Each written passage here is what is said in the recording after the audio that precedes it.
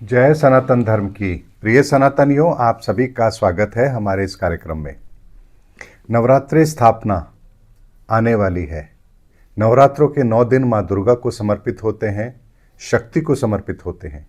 ऐसे में इस बार धर्म युग के अंदर जब हम पहली नवरात्र स्थापना करने जा रहे हैं तो हमें किन नियमों की पालना करनी चाहिए और ये कैसे किए जाते हैं, इसी के संदर्भ में मैं आपको आज का ये वीडियो दे भी रहा हूँ। सनातनियों, एक एक स्टेप को समझिए और इस बार नवरात्रा स्थापना इसी तरह से करिए। माँ दुर्गा, माँ शक्ति के सभी 9 रूप, उनकी शक्ति, उनकी सिद्धि आपको अवश्य प्राप्त होगी। सनातनियों, सबसे पहले आप एक लाल कपड़ा लेंगे। जहाँ पर भी आप नवरात्रा स्थापना करना चाहते हैं उस जगह पर सबसे पहले एक लाल कपड़ा बिछाएंगे और उसके ऊपर चावल से इस तरह से आप माँ के आगमन का प्रतीक बनाएंगे। दशों दिशाओं से माँ जिस भी दिशा से आना चाहें उनके कदम हमारे घर पर पड़ें, हमारे जीवन के अंदर शुभ संस्कारों का उदय हो, ऐसी प्रार्थना के साथ हम माँ का स्वागत करेंगे। इसीलिए एक लाल कपड़े के ऊपर आप सबसे पहले चावल से ये आकृति बनाएंगे। इसको बनाने के पश्चात आप इसके ऊपर एक चौकी रखेंगे, यानी इसी आकृति के ऊपर जो आपने लाल कपड़े के ऊपर बनाई है, इसी के ऊपर आपको चौकी रखनी है और फिर चौकी के ऊपर भी आपको एक लाल कपड़ा बिछाना है। और लाल कपड़ा बिछाने के बाद चौकी के ऊपर आपको शक्ति स्थापना करनी है, यानी चावल से यही यंत्र आपको बनाना है माँ दुर्गा के आगमन के लिए। और इसको बनाने के पश्चात आप आराम से देखिए, वीडियो को पॉज कर लीजिए या इसका स्क्रीनशॉट ले लीजिए। इसी तरह से आपको चावल का ये प्रतीक, ये शक्ति स्थापना, आपको इस यंत्र की स्थापना आपको अवश्य करनी है। उसके पश्चात माँ दुर्गा की एक तस्वीर लीजिए। अब एक बात को आपको यहाँ और ध्यान रखना है कि जो माँ दुर्गा की आपने तस्वीर ली है, इसमें आप बाघ वाली तस्वीर लेंगे, शेर वाली नहीं लेंगे। और बाघ का मुंह बंद होना चाहिए। इसके महत्व को भी मैं आपको यहाँ पर बताता हूँ कि जब आप माँ दुर्गा की तस्वीर लेते हैं, शेर पर सवार माँ दुर्गा की तस्वीर लेते हैं और शेर का मुंह खुला होता है, ये शक्ति का आवाहन होता है। और जो बाघ की तस्वीर आप लेते हैं जिसमें मुंह बंद है, ये सिद्धि के आवाहन के लिए है। ऐसे में हम गृहस्थ के अंदर जो लोग भी रहते हैं उन सबको माँ दुर्गा की इसी बाघ वाली प्रतिमा की तस्वीर को ही लेकर के पूजा करनी चाहिए, ताकि हमारे जीवन के अंदर माँ दुर्गा की सभी सिद्धियाँ शामिल हों, सभी सिद्धियों का शुभ फल हमें प्राप्त हो। लेकिन जो लोग शक्ति का आवाहन करना चाहते हैं उन्हें फिर सिंह की सवारी वाली माँ दुर्गा की ही तस्वीर लेनी चाहिए, और वो भी खुले मुंह वाले शेर की। यहाँ मैंने आपको दोनों अंतर बता दिया कि किसको क्या करने के लिए क्या करना चाहिए।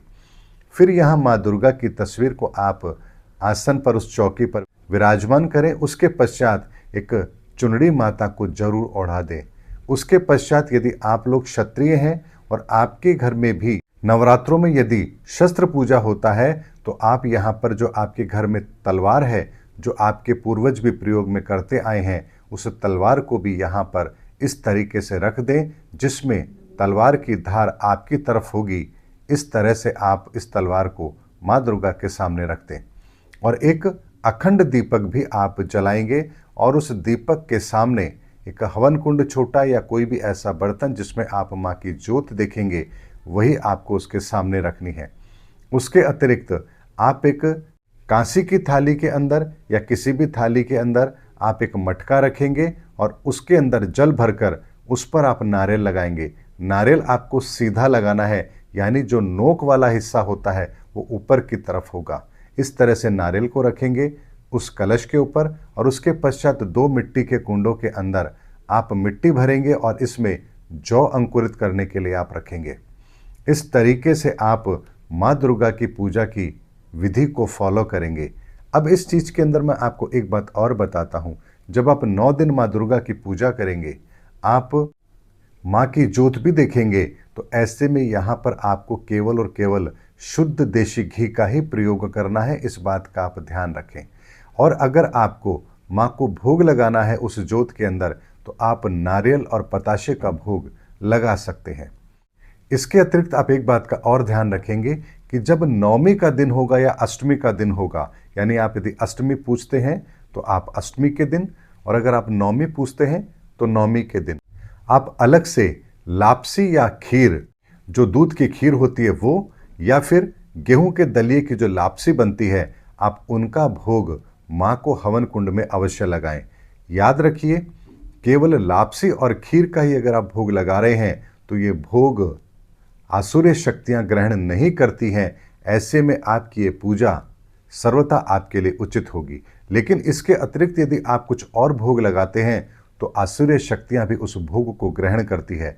तो कहने को तो आपको लगेगा कि आप माँ दुर्गा की पूजा कर रहे हैं, लेकिन वहां पर कोई आसुरी शक्ति भी अगर बैठ करके उस भोग को ग्रहण कर रही है तो आपको पता नहीं चलेगा।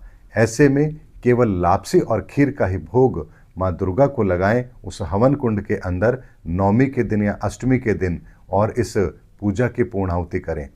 इसके अतिरिक्त आपको एक बात और बताता हूं कि जब आप 9 दिन के जवारे आप देखेंगे तो इन जवारों के अंदर आपको हो सकता है कि एक सफ़ेद ज्वारा भी देखने को मिले। ये सफ़ेद ज्वारे का होने का मतलब ही ये होता है कि माँ आपके घर पे साक्षात पधारी हैं और आपकी पूजा निर्विरोध संपन्न हुई है।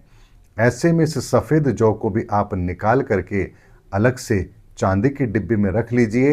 ये अति उत्तम और अति शुभ संकेत है और ये आपके घर की सुख समृद्धि के लिए अत्यंत शुभ है। ऐसे में इस तरीके से यदि आप 9 दिन माँ दुर्गा की पूजा का अनुष्ठान करते हैं तो आपके जीवन में माँ दुर्गा के 9 रूप, 9 शक्तियाँ और आपके भीतर के वो 7 ऊर्जाओं का चक्र और 9 आयामों की वो शुद्धता होती है जिसके द्वारा आप अपने जीवन को और बेहतर बनाकर परमात्मा के बताए हुए इस सनातन के मार्ग पर और दृढ़ता से चल पाएंगे। सनातनियों, मैंने एक एक प्रक्रिया आपको बताई है। कुछ लोगों का प्रश्न ये भी हो सकता है कि लापसी क्या होती है। खीर तो सब लोग समझते हैं कि दूध में चावल डाल के उबालेंगे, चीनी डालेंगे तो ये खीर बन जाएगी, लेकिन लापसी क्या होती है ये भी मैं आपको बता देता हूँ। एक कढ़ाई के अंदर थोड़ा सा घी लीजिए, उसमें गेहूं का जो दलिया होता है उसको थोड़ा सा भून लीजिए। भूनने के पश्चात उसमें गुड़ का पानी, यानी गुड़ को पानी के अंदर घोल लीजिए। जो गुड़ का पानी होता है, गेहूं थोड़ा सिक जाए, वो दलिया सिक जाए, उसके बाद वो गुड़ का पानी उस दलिये में डालेंगे और उसको आप अच्छी तरह से पकाएंगे। वो एक तरीके से दलिया ही होता है, लेकिन उसे लापसी कहा जाता है क्योंकि वो गुड़ में बना है और इस तरीके से आपने उसको तैयार किया है। अब उसमें चाहे तो आप कोई ड्राई फ्रूट्स डाल सकते हैं, नहीं तो केवल वो दलिया और गुड़ के पानी में जो बना है, गुड़ की मिठास उसके अंदर पर्याप्त है। आपने आरंभ में थोड़ा सा घी उसमें डाल लिया था, इसके अतिरिक्त आपको कुछ और नहीं करना है। इसी तरीके से आप लापसी बना करके भगवान को भोग लगाएंगे। सनातनियों, जब भी आपको ईश्वर को भोग समर्पित करना हो तो आप लापसी या खीर का ही भोग लगाएं। यही भोग सात्विक है और इसे आसुरी शक्तियां ग्रहण नहीं करती हैं।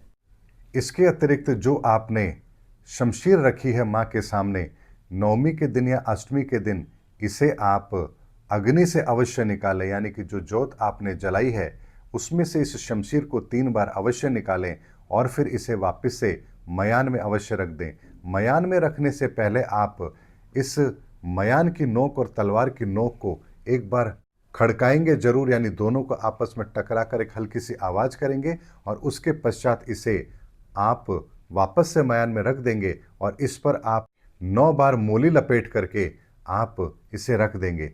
और एक बात का और आप ध्यान रखें कि आप जब इस शमशीर को माँ दुर्गा के सामने जो जोत जलाई है उसमें से निकालेंगे, उससे पूर्व एक रुई से, एक छोटे से कॉटन के अंदर नारियल का तेल लेकर के इस तलवार पर, इस शमशीर पर आप अच्छी तरह से दोनों तरफ लगाएंगे और उसके पश्चात आप इसे अग्नि से निकालेंगे और उसके पश्चात मयान और इस तलवार की नोक को आपस में इस तरह से बजा करके एक हल्की सी आवाज़ होगी और उसके पश्चात आप इस तलवार को वापस से मयान में रख देंगे और सुरक्षित स्थान पर रख देंगे। अगली बार जब आप नवरात्रि स्थापना करेंगे तब इसी तरह से आप उसका प्रयोग अवश्य कर सकते हैं। उम्मीद करता हूँ सनातनियों, आज के वीडियो के अंदर मैंने आपको नवरात्रों से संबंधित हर चीज़ आपको बताई है जो सनातन धर्म के अनुसार है और इसी चीज़ को हमें फॉलो करना चाहिए। बड़ी ही सिंपल और सात्विक पूजा है, कहीं कोई आडंबर नहीं, कहीं कोई पाखंड नहीं और कहीं किसी तरह का कोई तामझाम नहीं। मात्र अपने घर में इसी तरह से नवरात्रा स्थापना कीजिए और माँ दुर्गा का आशीर्वाद प्राप्त कीजिए। उम्मीद करता हूँ सनातनियों, आज के वीडियो में मैंने आपको माँ दुर्गा की पूजा कैसे की जाती है, नवरात्रा स्थापना कैसे की जाती है, इसके संदर्भ में मैंने आपको बहुत डिटेल में बताया है।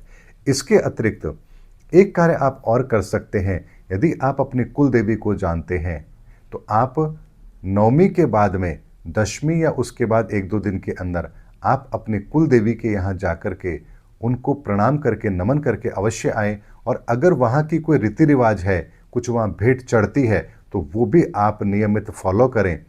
साल के अंदर 2 नवरात्रे आते हैं, ऐसे में नवरात्रों के बाद यदि आप अपनी कुल देवी के यहाँ जाकर के भी दर्शन करके आते हैं और वहाँ के रिचुअल्स को फॉलो करते हैं, तो यकीन मानिए किसी भी तरह की कोई ऐसी अनिष्टकारी घटना आपके जीवन में हो ही नहीं सकती जो अकस्मात मृत्यु का कारण हो, या किसी तंत्र विद्या या किसी ऐसी विद्या के द्वारा आपको परेशान किया जाए।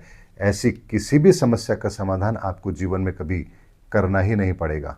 उम्मीद करता हूँ सनातनियों, आज का वीडियो आपको मार्गदर्शन देने के लिए पर्याप्त है।